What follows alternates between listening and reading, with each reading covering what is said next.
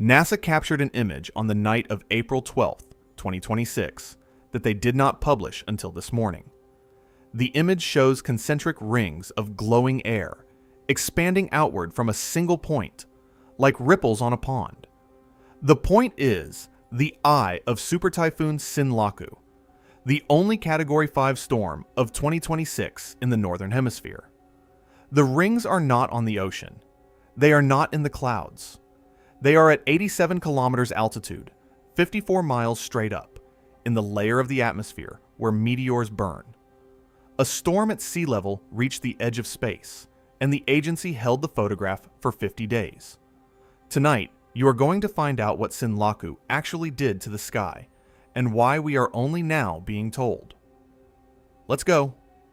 If this is what you came here for, hit subscribe so you don't miss the next storm we trace into the upper atmosphere. Drop a comment with what you remember about Sinlaku in April. Now, let's get into it. There is an image NASA captured on the night of April 12th, 2026. It sat on a sensor for 50 days. The agency did not publish it during the storm. It did not publish it during the aftermath. It did not publish it during the rebuilding of the islands.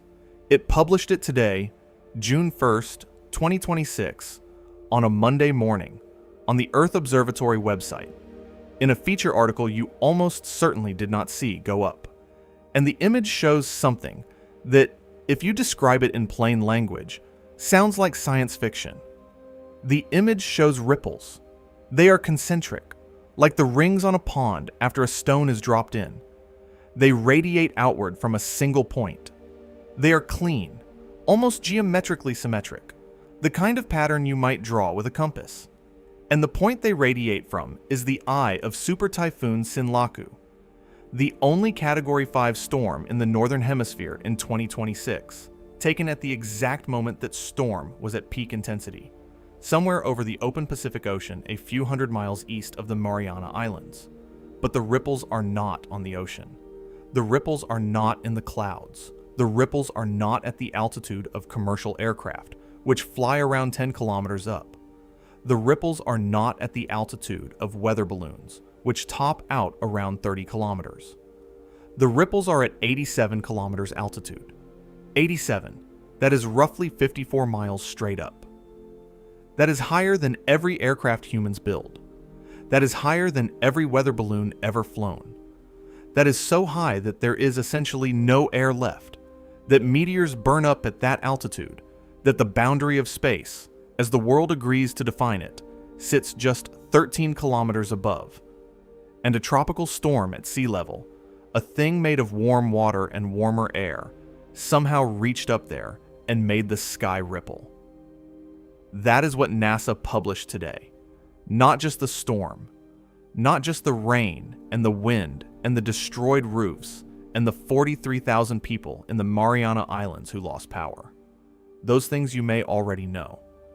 Those things were V63 and V64 and V65 territory on this channel back in April.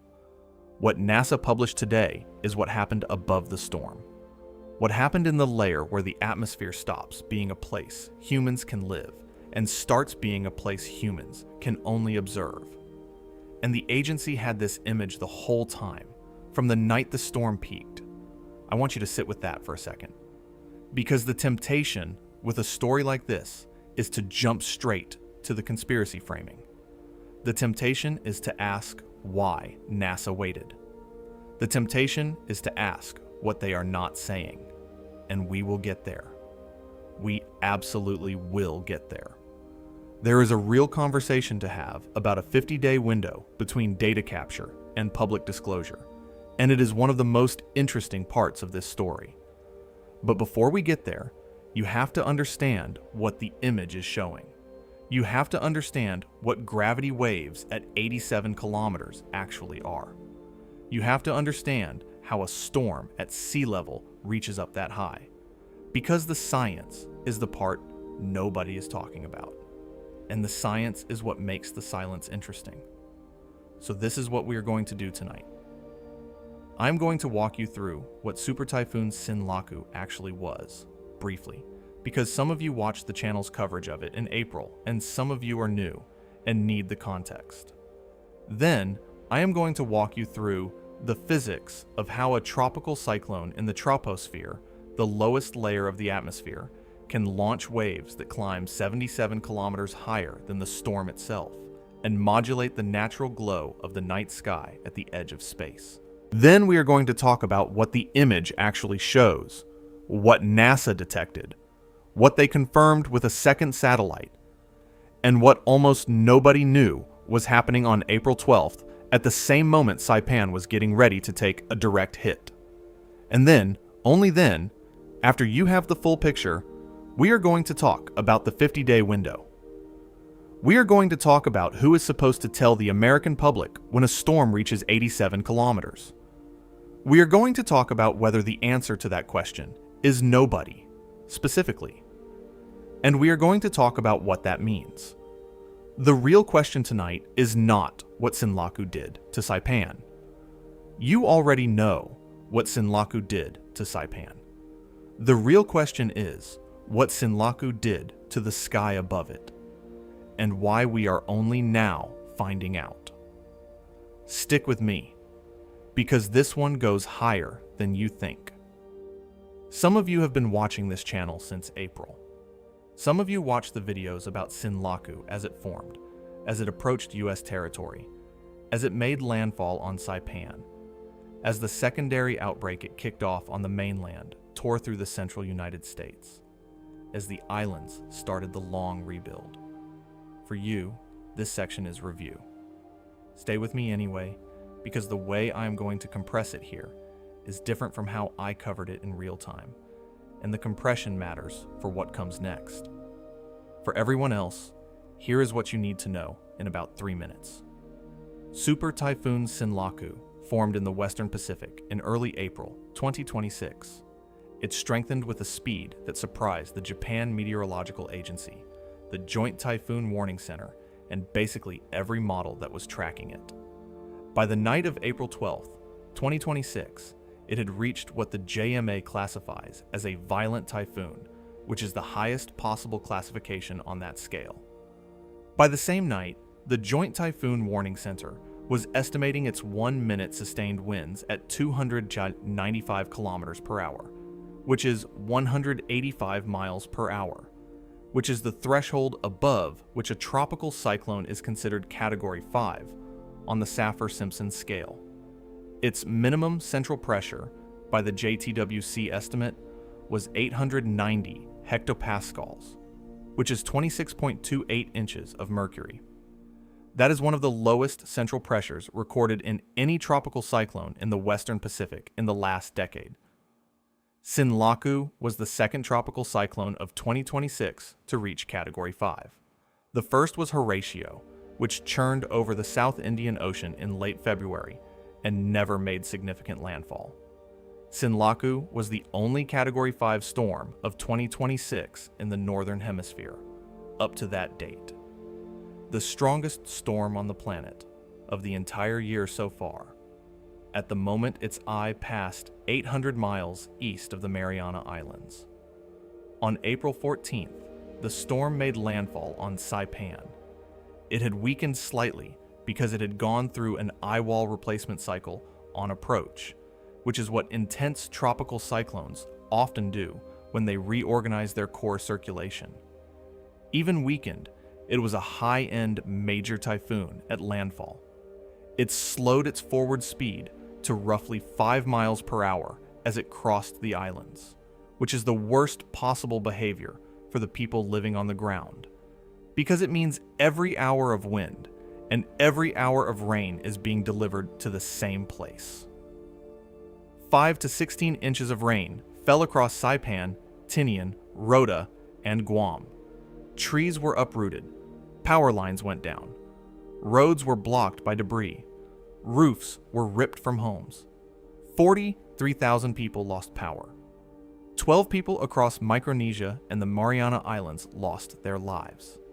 That is the story you already know. That is the story the news told. That is the story this channel told in April. And that story is true. None of what I just described is in question. But that is the story at sea level. That is the story in the lower atmosphere. That is the story your weather app showed you. The story the satellite loops on the news showed you. The story the photos of damaged buildings showed you. And while all of that was happening at sea level, something else was happening 77 kilometers higher. You have to understand, the people watching the satellite loops in April were not lying to you. The forecasters at the National Weather Service Pacific region were not hiding anything. The Japan Meteorological Agency was not concealing the upper atmospheric signal. The reason you did not see the upper atmospheric signal is that the upper atmospheric signal was being recorded by a different sensor, on a different satellite, by a different research program for a different purpose, and that data does not flow into the public alerting system. It flows into the science archives. It flows into the queue at the Earth Observatory. It gets analyzed by atmospheric scientists at NASA Goddard and Langley, and at university partners. And eventually, when somebody writes the feature article and editorial review approves the publication, it shows up on a website. In Sinlaku's case, that took 50 days. So as I take you through what happened above the storm, I want you to hold two things in your head at once. First, the storm we already knew. The storm that hit the islands. The storm of April 12th through 14th, 2026. Second, the storm that was happening at the same time at 87 kilometers that we did not know about until today. Both storms were Sinlaku. Both storms were real. Both storms were being watched by federal sensors. Only one of them got reported. And the one we did not get reported was reaching for the edge of space. I need to define a phrase, because the phrase is going to do a lot of work in this video, and it is one of the most misunderstood phrases in all of atmospheric science. The phrase is gravity wave. And the first thing I have to say about it is that it is not the same thing as a gravitational wave. When a black hole in the constellation Cetus collides with another black hole, the merger sends ripples through the fabric of space-time, and the LIGO detectors in Louisiana and Washington state pick them up as a chirp lasting a fraction of a second. Those are gravitational waves. Plural noun, 2 words, capital G energy. They are a prediction of Einstein's general theory of relativity. They have nothing to do with anything we are talking about tonight. What we are talking about tonight is a gravity wave. Singular noun, 2 words, lowercase g energy. Gravity waves are not ripples in space-time. Gravity waves are ripples in air. Here is what they are. Imagine you have a pot of water on a stove. The water near the top is cold. The water near the bottom is being heated by the burner. The hot water wants to rise because it is less dense than the cold water above it. The cold water wants to sink because it is more dense than the hot water below it.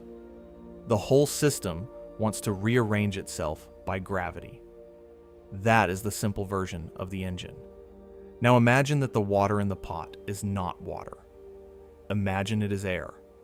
And imagine the air is layered, with warmer air below and cooler air above, and the layering is stable. The lower air does not want to rise into the upper layer, because the upper layer is less dense than the lower air would be once it expanded. Push a parcel of that lower air up into the upper layer, and the parcel will sink back down. Push it too far down past its starting point, and it will bounce back up. The parcel oscillates. It rings like a bell. And that ringing, propagating outward through the medium, is a gravity wave. In the atmosphere, gravity waves happen all the time. Mountains generate them. Air flowing over a ridge pushes up, then comes back down, and the up and down oscillation rings outward, downwind.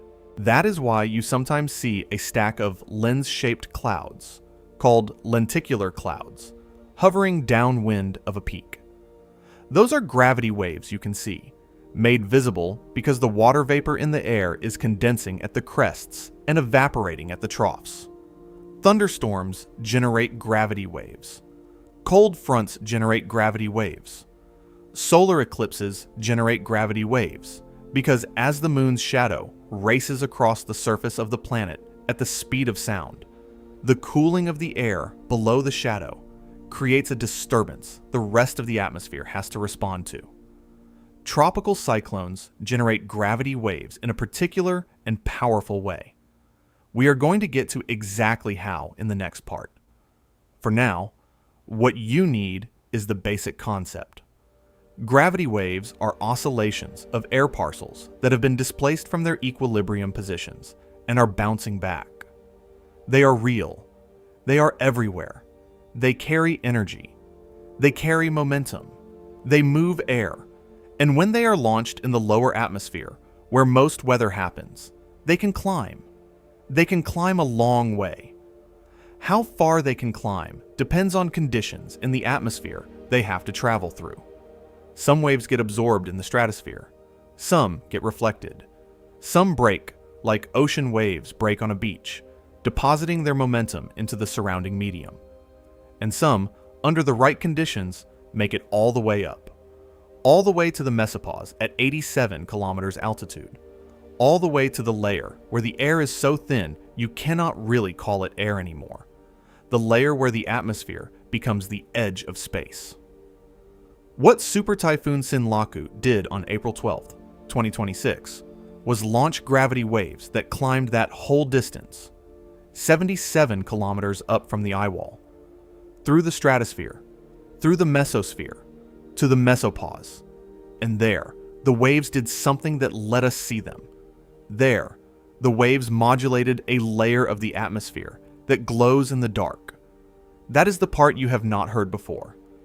That is the part nobody talks about, even though it has been understood by atmospheric scientists for over a decade. There is a layer of Earth's atmosphere, at the altitude where meteors burn up, that glows, all the time, every night, quietly, faintly, in wavelengths just outside what your eyes can see. And when something disturbs it, the disturbance shows up as a pattern of brighter and darker patches, and we can photograph that pattern from orbit. That is the layer Sinlaku reached. That is the layer NASA caught. And the photograph they took of it, the photograph they published today, is one of the cleanest, most geometrically perfect examples of upper atmospheric coupling anyone has ever recorded. Stay with me, because the mechanism is even stranger than the result. You probably already know that tropical cyclones get their energy from warm water. Most people who grow up anywhere near the coast learn this, even if only in passing. A tropical cyclone needs sea surface temperatures of at least about 26.5 degrees Celsius to form, and the warmer the water, the stronger the storm can potentially get. That is the textbook framing. But the framing leaves out the actual mechanism by which warm water becomes hurricane wind, and the mechanism is where this story lives. Here is what is really going on. Warm ocean water evaporates more easily than cold ocean water. As water evaporates from the ocean surface, the vapor carries heat with it, hidden inside the molecular bonds. We call this latent heat because it is the heat that is, in a sense, latent, waiting to be released. When the water vapor rises into the storm and condenses back into liquid droplets in the clouds, the latent heat that was carried up by the evaporation is released back into the surrounding air. That released heat warms the air around it. The warmer air rises. The rising air pulls more water vapor up from the surface to take its place. The new vapor condenses higher up. More latent heat releases. The cycle accelerates. That is what we mean when we say a tropical cyclone is a heat engine. The fuel is sea surface temperature. The exhaust is wind. Near the eyewall of a mature tropical cyclone, this process becomes spectacular. The eyewall is the ring of intense convection that surrounds the calm eye of the storm. The eyewall is where the strongest winds live. The eyewall is also where the most violent vertical motion lives. Inside the eyewall, columns of warm, moisture-loaded air rise so fast and so high that they punch through what is normally the ceiling of weather, which is called the tropopause, the boundary between the troposphere and the stratosphere. They keep going. They build tall, narrow, thunderhead structures that meteorologists call hot towers, because they are exactly that. Towers of hot air rising fast. A hot tower from a Category 5 typhoon can reach altitudes of 15 to 18 kilometers, sometimes higher. The tropopause in the tropics sits around 16 or 17 kilometers up. A vigorous hot tower from a peak intensity storm is not just bumping the tropopause, it is reaching above it. It is punching into the lower stratosphere. This is where the gravity wave story begins. The stratosphere is stably stratified.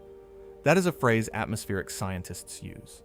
It means that the temperature in the stratosphere increases with altitude because the ozone layer absorbs ultraviolet light from the sun and warms the air. A stably stratified layer resists vertical motion. If you push a parcel of air up into it, the parcel wants to come back down. If you push a parcel of air down out of it, the parcel wants to come back up.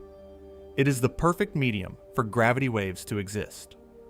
When a hot tower from the eye wall of Sinlaku punches into the stratosphere, the air in the stratosphere is shoved upward. It does not want to be shoved upward, so it pushes back down. But it has been displaced. It has momentum. It overshoots. Then it comes back up. The oscillation begins. And the oscillation propagates outward, like the surface of a pond does when a stone is dropped in. Except this pond is not a pond. This pond is the entire vertical column of the atmosphere above the storm, all the way up to where the atmosphere effectively ends. The eye wall is not a single hot tower. It is many of them distributed in a ring around the eye. Each hot tower contributes its own push to the layers above. The pushes add up. They constructively interfere where they are in phase. They cancel where they are out of phase. The result, viewed from far above, is a pattern of oscillations spreading outward from a circular source. And because the eye wall of Sinlaku at peak intensity was roughly circular, the pattern of gravity waves spreading outward from it was roughly circular too. Concentric, like ripples on a pond. This is one of the prettiest mechanisms in all of atmospheric science. The storm becomes a pump. The pump pushes energy not horizontally, the way wind pushes energy, but vertically, straight up, out of the layer where weather lives, into layers that almost nobody on the surface ever thinks about. The energy goes up, and it keeps going up, because the conditions on the night of April 12th were such that the waves could travel. You may be wondering at this point how we know any of this. The hot tower mechanism is not invisible to us. Storm-chasing aircraft have flown above the tops of major tropical cyclones. Cloud top temperatures are measured continuously by infrared satellites. The thermal signatures of overshooting tops are visible on every routine satellite loop the National Hurricane Center publishes. Modeling studies have simulated the gravity wave launch from typhoons in increasing detail since about the early 2000s. A paper in Atmospheric Chemistry and Physics in 2022 by an international team walked through exactly how gravity waves triggered by a typhoon propagate from the troposphere to the upper atmosphere with full vertical resolution in a computational model. The physics is well known. The mechanism is settled. What was not settled until relatively recently was whether we could see the resulting upper atmospheric oscillations directly. Not in a model, not in a simulation, not in a paper, in a photograph. And the answer to that question, it turns out, depends on a layer of the atmosphere that humans did not even recognize the existence of until the 1940s. I want to tell you about a layer of Earth's atmosphere that glows in the dark. This is not a metaphor. The atmosphere of Earth at certain altitudes emits light. It does this all the time, every night. It does it even when there is no moon, no city lights, no sun, no aurora, no human source of illumination of any kind. The atmosphere itself emits its own faint glow. Astronauts on the International Space Station can see it. From orbit, looking down at the night side of the planet, there is a continuous, faint, greenish band around the edge of the Earth, like a thin shell of light hovering over the horizon. That shell is called the air glow. The mechanism is not magic. During the daytime, sunlight breaks apart certain molecules in the upper atmosphere. The most important reaction, for our purposes tonight, involves ozone and atomic hydrogen high in the mesosphere. Ozone reacts with hydrogen to produce hydroxyl molecules, which is just oxygen and hydrogen bonded together. The hydroxyl molecules are produced in an excited state, meaning they have more energy than they can stably hold. They release that excess energy as light. The light they emit comes out in specific wavelengths, mostly in the near-infrared, with bright bands at around 1523 nanometers and 1542 nanometers, which is just outside the range your eyes can see. The hydroxyl emissions are by far the brightest source of night glow on Earth. They are concentrated in a thin layer, only a few kilometers thick, centered right at 87 kilometers altitude, right at the mesopause, right where the temperature of the atmosphere reaches its coldest natural minimum on the planet.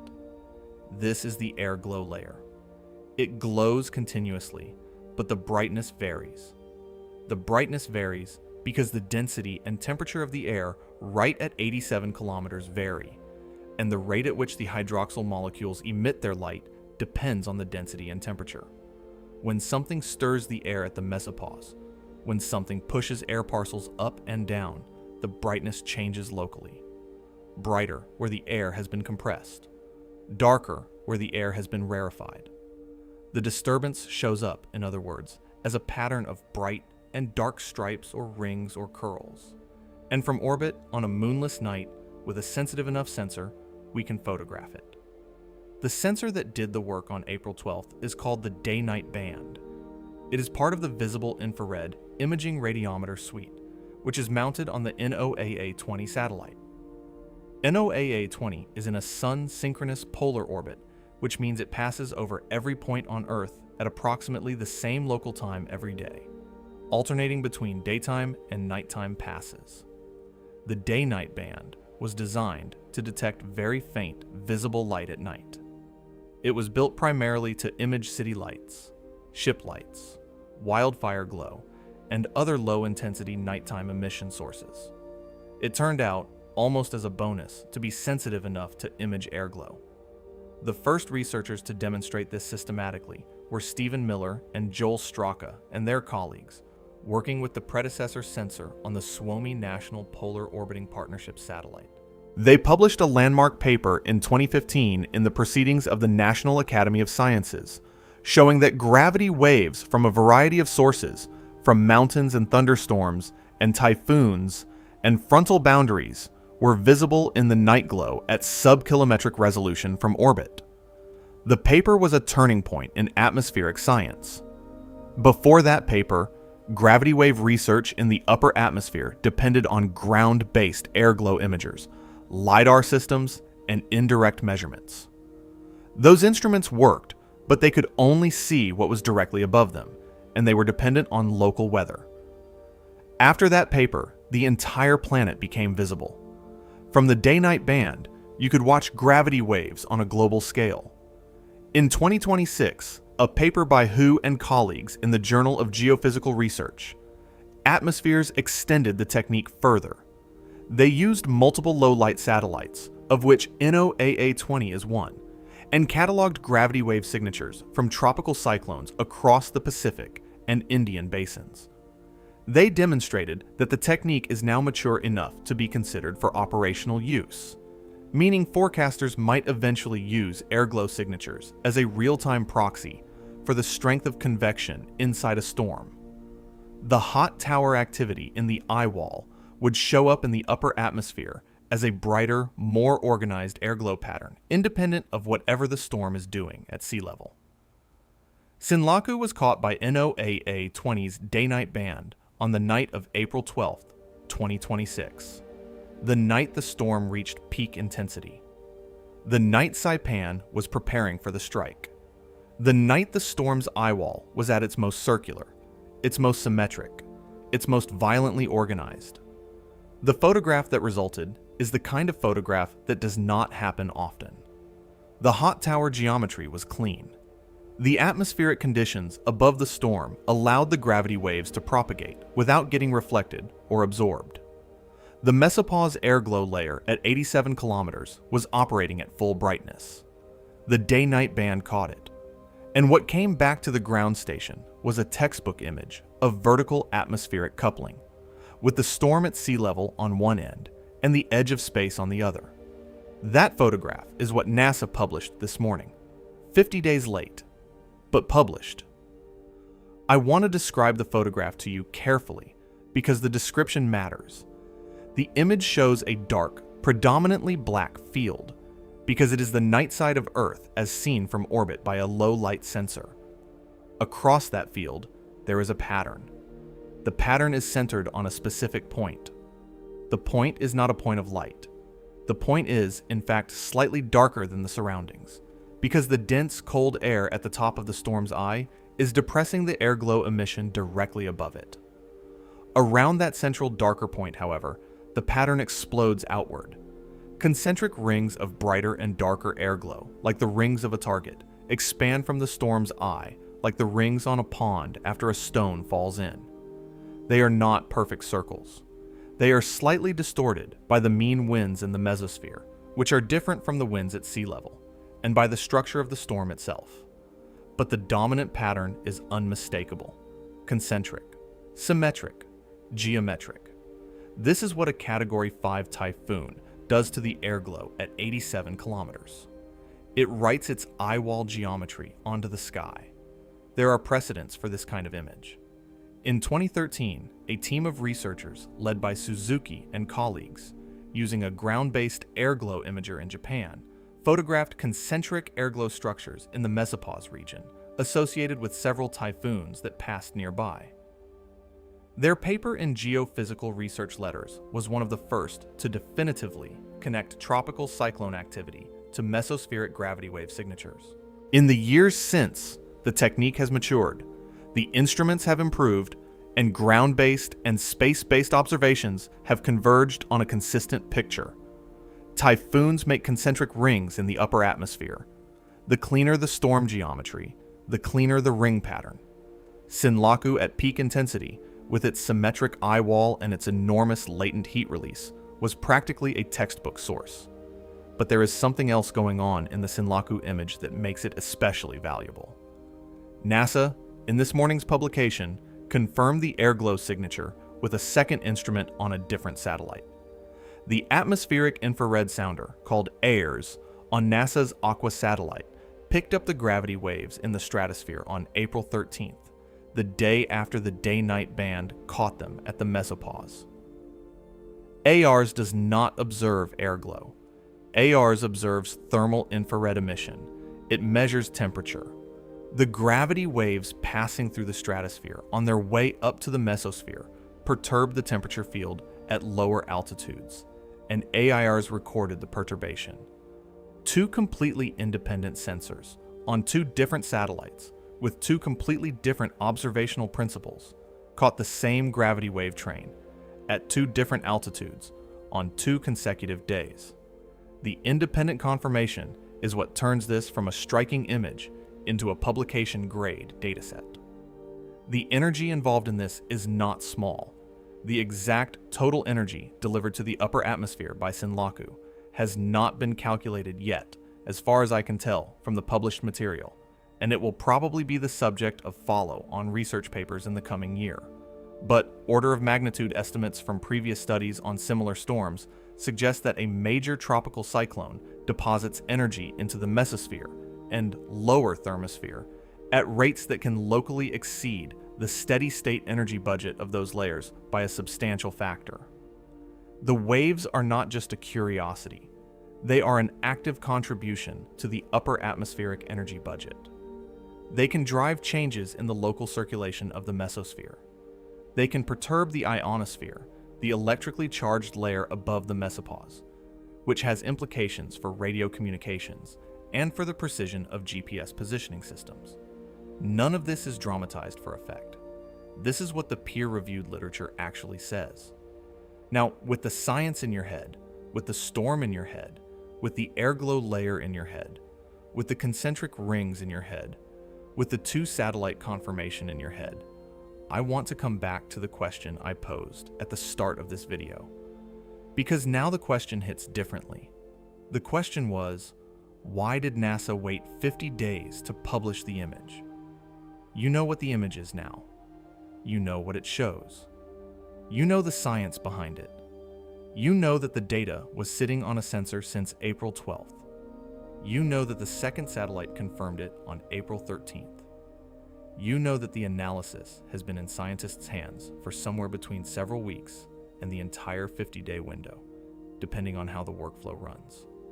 And you know that today, June 1st, 2026, 50 days after the data was captured, NASA Earth Observatory finally put up a feature article about it, with the imagery, with the explanation, with the science. That window, that 50-day window. That is the next part of this story. And I do not want you to fill it in with the conspiracy framings until I have walked you through what is actually there. Because what is actually there is more interesting than a conspiracy. And in some ways, it is more concerning.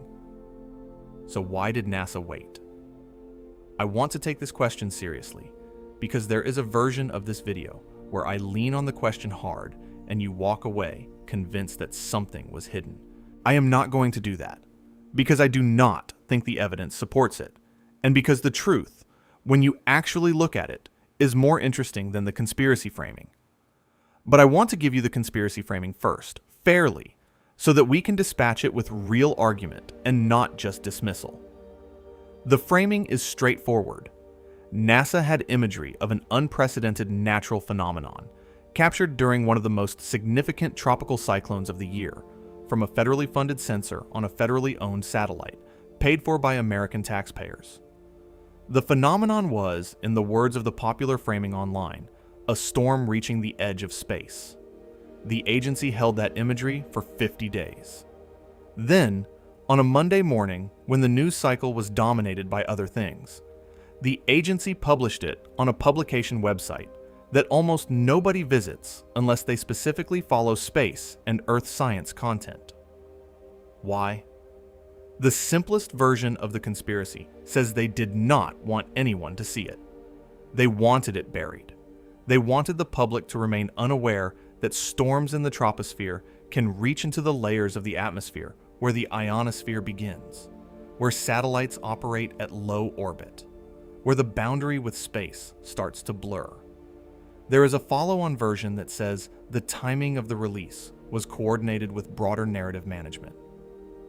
There is another version that says NASA was waiting to see whether other agencies would catch on, or whether the broader scientific community would publish first.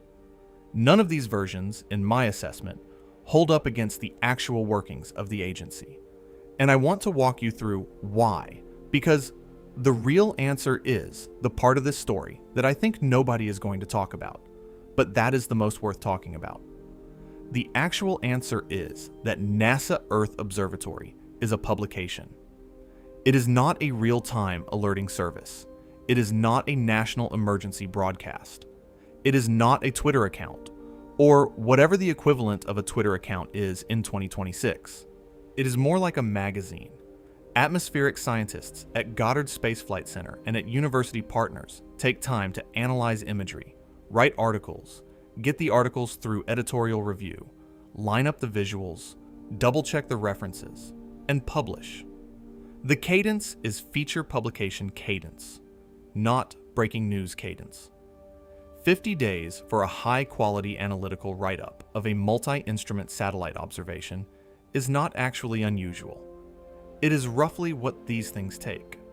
The deeper answer is that there is no federal agency whose job it is to announce upper atmospheric coupling events to the public. NASA's Earth Science Division researches them and writes about them when there is something interesting to write about. NOAA's Space Weather Prediction Center monitors space weather, but space weather means solar storms and the resulting ionospheric and geomagnetic disturbances, not tropospheric coupling. The National Weather Service handles surface weather. The National Hurricane Center handles tropical cyclones at the surface, with surface wind, surface rainfall, surface storm surge. Each agency has its own well-defined mandate. The space between those mandates, the space where a tropical cyclone in the troposphere reaches up to the edge of space and modulates the airglow at 87 kilometers, is nobody's beat. Nobody is paid to communicate this to the American public. Nobody is supposed to. The gap is not a cover-up. The gap is structural. And the structural gap is, in some ways, more concerning than a cover-up would be, because it cannot be fixed by demanding transparency from a particular agency. It can only be fixed by recognizing that the atmospheric science community has a public communication problem, and that the problem extends far beyond Sinlaku. You have heard a version of this argument on this channel before. It came up in the heat dome coverage in May. It came up in the East Coast booms coverage last week. It came up in the Atlantic conveyor belt coverage. The structural neglect, not suppression, framing keeps recurring on the channel because the same pattern keeps recurring in the world. Some phenomenon happens. Federal sensors record it. Federal agencies have the data. But no federal agency has the mandate to interpret the data for general audiences. So the data sits. It eventually filters out, sometimes through a NASA Earth Observatory feature article published 50 days later. Sometimes through a peer-reviewed paper that comes out a year and a half later. Sometimes through a Wikipedia editor who picks it up 6 months after publication. The information does not stay buried, but it also does not enter the public conversation at the speed that the surface weather story did. There is also the precision question I promised I would address. The popular framing online is that Sinlaku reached the edge of space. The mesopause sits at 87 kilometers. The Kármán line, which is the international consensus boundary of space, sits at 100 kilometers.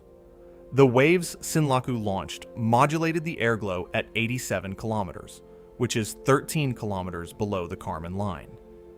Is that the edge of space? The honest answer is that it depends on what you call the edge of space. The Kármán line is a convention, not a physical boundary. The atmosphere thins continuously with altitude, and at 87 kilometers there is still detectable air. There is enough air for hydroxyl molecules to emit night glow. There is enough air to slow satellites in very low orbit. The International Space Station orbits at around 400 kilometers, which is well above the airglow layer, but the residual atmospheric drag the station experiences is partly contributed by the rarefied tail of the air at altitudes well below where the station is. So the answer is that the waves did not reach orbital altitudes, but they did reach an altitude that overlaps meaningfully with what the public thinks of as the edge of space. The framing is not literal, but it is also not wrong. The energy from a tropical cyclone at sea level did, in a meaningful sense, climb to the upper boundary of the atmosphere. Sinlaku reached higher than any aircraft humans have ever flown, higher than any weather balloon, higher than any object you can see in daylight from the surface, higher than 99.9% of the atmosphere by mass. Whether you call that the edge of space is up to you. The physics does not care what we call it. And then there is the weather modification question, which has to be addressed in a video like this, because it always comes up, and because it is worth doing the energy math. The argument that you will see on the internet within a week of this video going up is that the gravity waves from Sinlaku were artificially induced or amplified by HAARP, the High Frequency Active Auroral Research Program in Alaska. HAARP is a research facility that transmits high-frequency radio energy into the ionosphere deliberately for scientific study. It is the most famous and the most misunderstood atmospheric research facility on Earth. Every time something dramatic happens in the upper atmosphere, Somebody on social media claims HAARP did it. The claim has been made about hurricanes, earthquakes, volcanic eruptions, geomagnetic storms, you name it. Here is the math. HAARP, at full power, transmits about 3.6 megawatts of radio frequency energy. That is 3.6 million watts. The latent heat released by Super Typhoon Sinlaku at peak intensity over the course of a single day was on the order of 10 to the 17th or 10 to the 18th watts of equivalent thermal output. The natural process, in other words, was between roughly 100 million times and 1 billion times more powerful than HAARP. 11 to 12 orders of magnitude more powerful. There is no plausible argument by which a 3.6 megawatt radio transmitter in Alaska can artificially induce a gravity wave train in a Category 5 typhoon over the Western Pacific. The natural process dwarfs the artificial process by such an absurd margin that the comparison is not even physically meaningful. The energy budget closes the lane. The waves are real. The source is the storm.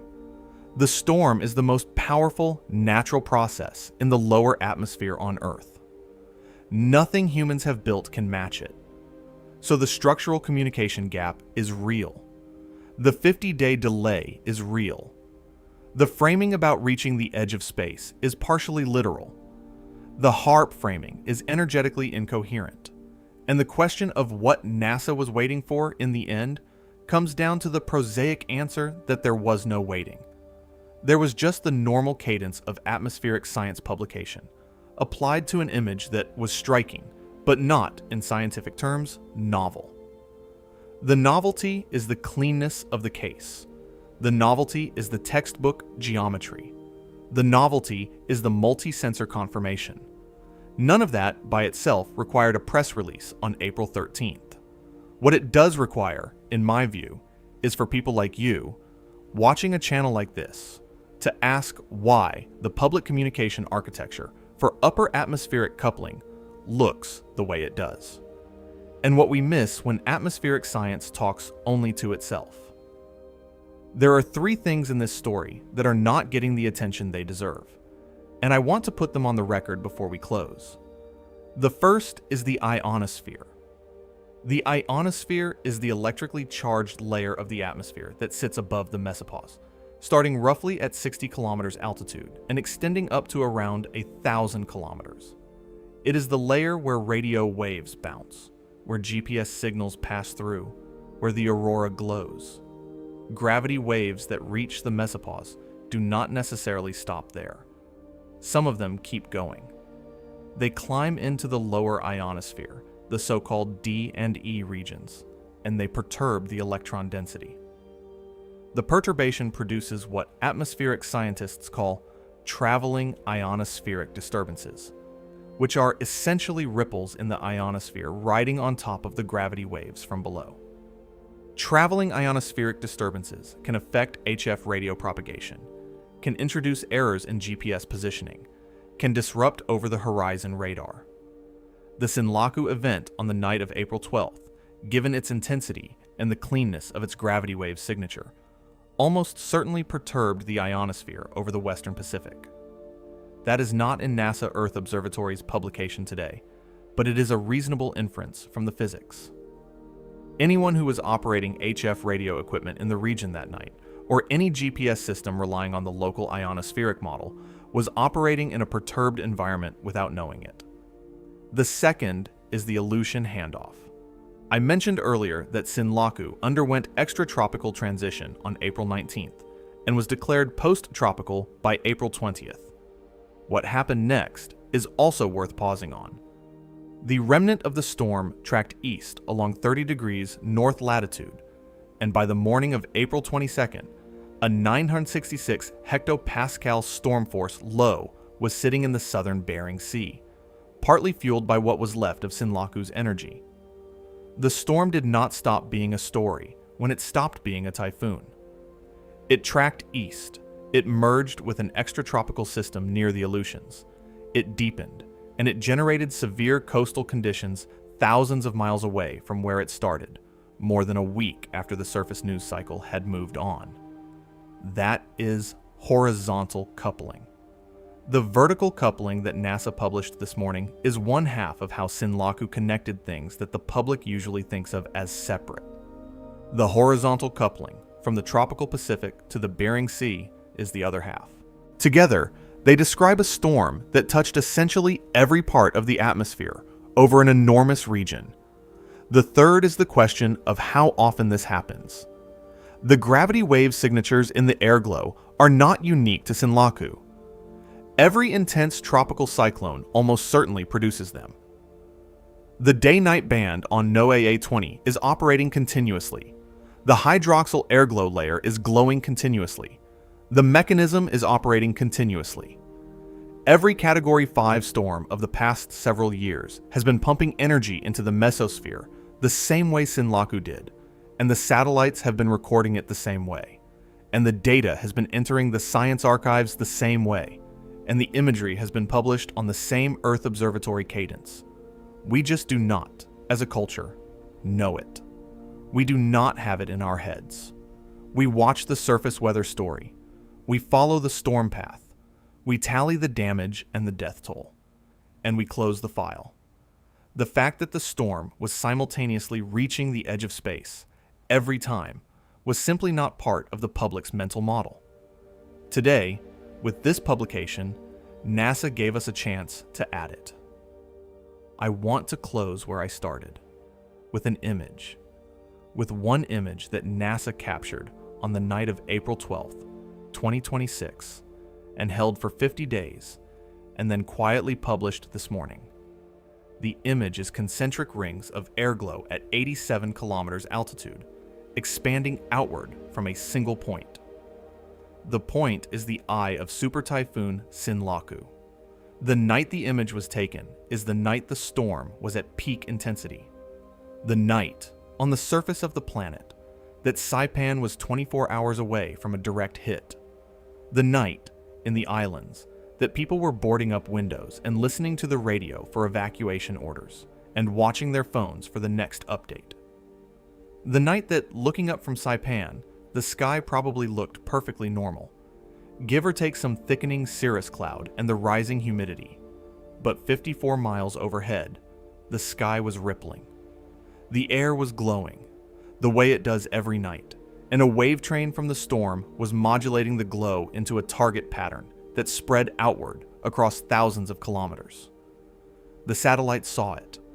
The instrument designed to look down at city lights and ship lights happened to be sensitive enough to look down at the natural glow of the upper atmosphere, and what it saw was a Category 5 storm riding its eye-wall geometry onto the layer of the atmosphere where meteors burn. NASA had the image. NOAA had the satellite. NASA also had the VIIRS confirmation from Aqua the next day. The data did not get reported. The data went into the science archives. The data sat there for 50 days while the rebuilding on the islands happened, while the secondary outbreak on the mainland tore through, while Sinlaku's remnant coupled to an Aleutian low and put a 966 hectopascal storm in the Bering Sea, while the surface story moved on and got displaced by other stories, while the channel covered other things, while the world generally forgot that Sinlaku had ever existed. Then, this morning, the image showed up, on a Monday, on a publication website, with a careful, measured caption explaining what the imagery shows. No press release, no emergency briefing, just a feature article on a science site, 50 days after the fact. The data was not hidden. The data was not suppressed. The data was just not communicated. Because in the architecture of how the United States talks to itself about its atmosphere, the upper atmospheric story of a tropical cyclone is nobody's job. NOAA does not announce it. The National Hurricane Center does not announce it. The National Weather Service does not announce it. NASA writes about it when scientists at Goddard or at university partners have time to write it up. And while we wait for that, a Category 5 storm in the troposphere reaches up to the edge of space, and the public, for 50 days, has no idea it happened. I do not think there is a conspiracy here. I have walked you through the arguments. I have done the energy math on HAARP. I have explained the publication cadence at NASA Earth Observatory. I have explained the structural gap between agency mandates that leaves upper atmospheric coupling without a public communicator. I do not think anybody was trying to hide anything, but I think the gap deserves to be named, because the gap is going to keep producing situations like this, where data sits in archives for weeks while the public conversation goes on without it. Sinlaku was the only Category 5 of the Northern Hemisphere of 2026 up to that date. There will be other Category 5s. There will be other Category 4s, and 3s, and 2s. There will be other intense convective systems. Every one of them will be pumping gravity waves into the upper atmosphere. The satellites will be recording. The data will be entering the archives. The publications will eventually appear. And in between the events and the publications, there will be windows of silence. Windows where the public, watching the surface story, has no idea what is going on above the storm. For tonight you do know. You know what gravity waves are. You know what airglow is. You know how a tropical cyclone reaches the mesopause. You know what NASA caught on April 12th and confirmed on April 13th. You know what they published this morning, and you know roughly why they waited. What you do with that, and how often you remember it the next time a major storm shows up on the radar, and how you think about the connection between the weather you can feel on your skin and the layer of the atmosphere where meteors burn, is up to you. The thing I would ask you to remember is this. The next time a hurricane forms in the Atlantic, the next time a typhoon spins up in the Pacific, the next time you see a satellite loop on the news showing a circular eye and a ragged spiral of cloud, remember that the visible part of the storm is the smallest part of what the storm is actually doing. The storm has a vertical reach that goes 70 kilometers above the eye. The storm is pumping energy into the layer where the air ends. The storm is rippling the airglow in a pattern that, if a satellite happens to be passing overhead on a moonless night, will be photographed and archived and eventually published, 50 days later, in a feature article on a website you probably do not read. That is what Sinlaku did. That is what every storm does. That is what the sky is doing right now, somewhere, over some ocean, in response to some convection that is below the radar horizon of every news source you follow. The storms are reaching for the edge of space. They have been the whole time. We are only now, slowly, starting to look up.